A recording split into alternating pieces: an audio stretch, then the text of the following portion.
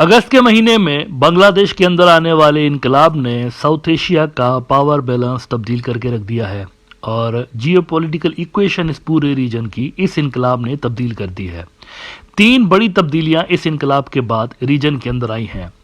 पहली बड़ी तब्दीली ये नज़र आई है कि बांग्लादेश और इंडिया के जो ताल्लुकात हैं वो तब्दील हो चुके हैं, उनकी नोयत जो है, उनकी नेचर जो है वो तब्दील हो गई है।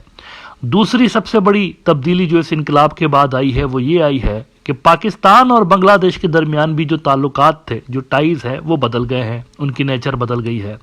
और तीसरी बड़ी तब्दीली ये आई है कि अमेरिका और बांग्लादेश के दरमियान जो ताल्लुकात थे उनकी भी नेचर तब्दील हुई है।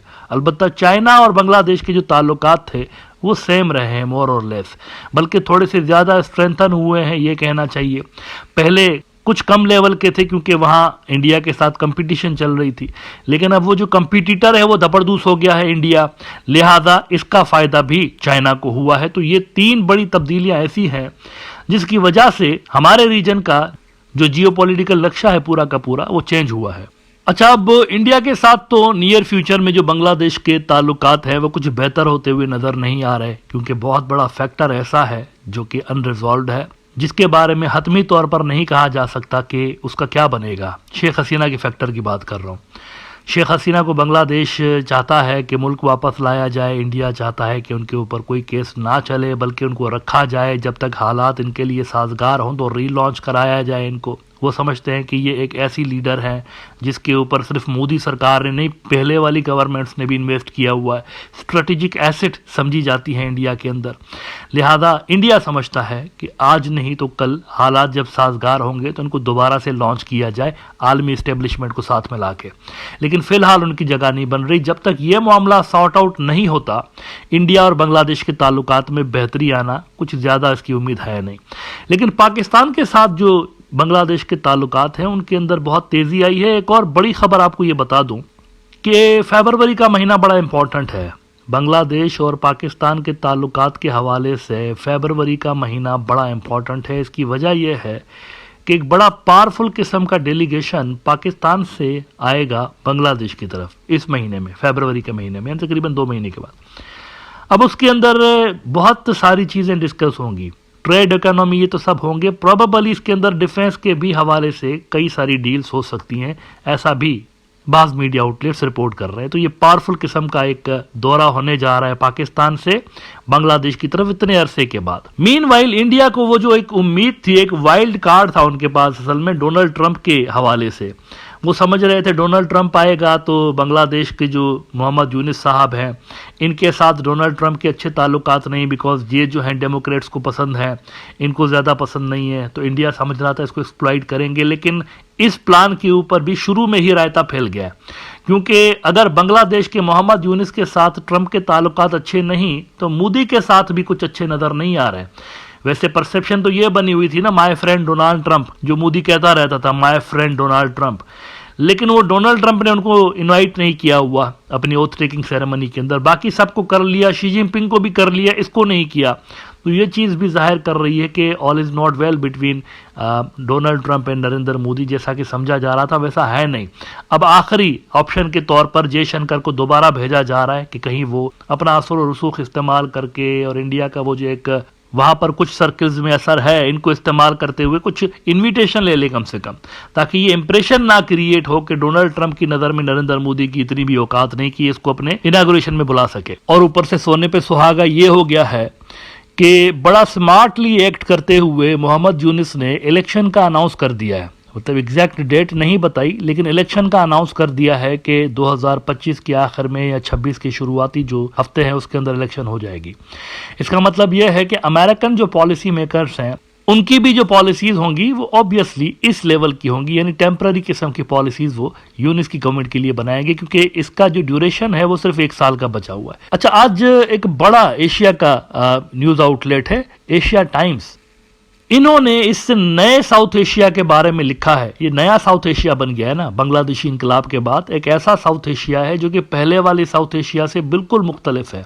अब यहाँ पर इंडियन जो इन्फ्लुएंस है वो कंटेन हो चुका है सिर्फ और सिर्फ अपने बाउंड्रीज तक, यानी रीजन का कोई एक ऐसा मुल्क नहीं बचा जहां पर इंडिया की कोई बात सुनी जाती हो एक हद से ज्यादा। उन्होंने लिखा है एशिया टाइम्स वालों ने इस नए साउथ एशिया के हवाले से कि Bangladesh Pakistan thought to redraw South Asia's power map. ये कितनी बड़ी बात है कि ये जो साउथ एशिया का पावर मैप है, पावर बैलेंस है, वो दोबारा से रीड्रॉ हो रहा है और इसमें जो एक बड़ा फैक्टर है वो बांग्लादेश और पाकिस्तान के नॉर्मलाइजेशन है। कहते हैं कि Sheikh Hasina after opening the way for new era of Bangladesh Pakistan ties much to the chagrin of regional power house India. देखें, जब ये सऊदी और ईरान के दरमियान नॉर्मलाइजेशन हुई थी, आपको इल्म होगा कि उस वक्त भी हम यहाँ पर बैठकर ये डिस्कस करते रहते थे, अवामी लीग को हम ये सुझाव देते रहते थे कि भाई अमेरिकन्स जो हैं उन्होंने न्यूक्लियर ड्रॉप किया था जापानीज़ के ऊपर। याद करिए, सेकंड वर्ल्ड वॉर में जापानीज़ के ऊपर उन्होंने न्यूक्लियर ड्रॉप किया था। आज वही अमेरिका जापानीज़ का सबसे बड़ा स्ट्रेटेजिक पार्टनर है। जापान का सबसे बड़ा अगर कोई दुनिया में खैर ख्वाह या स्ट्रेटेजिक पार्टनर है तो वो अमेरिका है। उन्होंने नॉर्मलाइजेशन से कुछ आगे ही कर दिया, हालांकि ये बहुत बड़ा मुद्दा था। अपने 2 शहर उनके बिल्कुल ख़त्म कर दिए थे। और रिसेंटली ये जो सऊदी और ये ईरानियों के दरमियान हुआ, कितनी दोनों के दरमियान तलखी हुआ करती थी, टेंशन हुआ करती थी। हमेशा ये एक दूसरे से गुस्सा रहते थे एक दूसरे के ऊपर। इनके डिप्लोमेट्स एक दूसरे को देखना पसंद नहीं करते थे। इनके दरमियान ऐसी दोस्ती होगी कि बाद में ये डिफेंस टाइज बढ़ाने के हवाले से भी बातचीत करते रहे।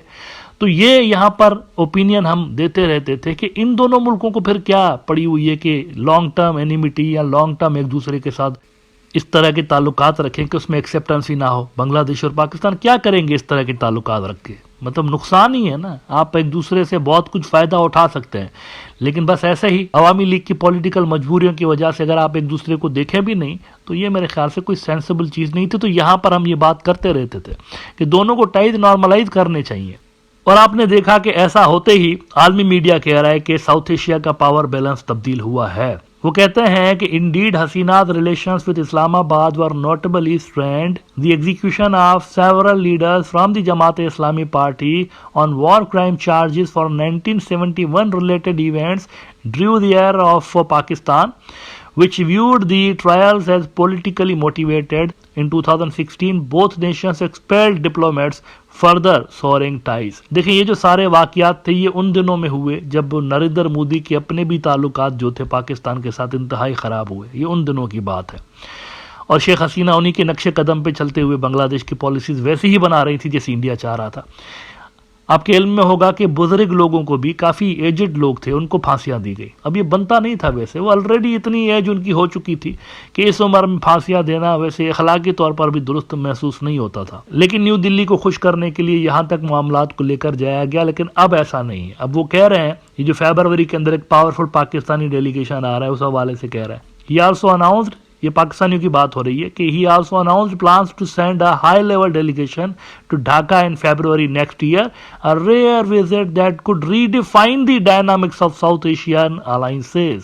ये बहुत बड़ी खबर बता रहे हैं असल में बिटवीन द लाइन्स कि एक ऐसा विजिट ये हो सकता है जो कि साउथ एशिया के जियोपॉलिटिकल इक्वेशन को रीडिफाइन कर सकता है। अच्छा, ये जो सूरत हाल है ना, पाकिस्तान और बांग्लादेश के टाइज शेख हसीना के दौर में भी बेहतर हो सकते थे। मैं आपको याद दिला दूं कि जब इमरान खान की हुकूमत थी तो पाकिस्तान ने पहल की थी। असल में उन्होंने शेख हसीना को अप्रोच किया था और उनकी जानिब से काफ़ी इनिशिएटिव लिए गए थे बांग्लादेश के साथ टाइज बेहतर बनाने के हवाले से, लेकिन वहाँ ब्रेक लगा हुआ था। ढाका के अंदर ब्रेक लगा हुआ था।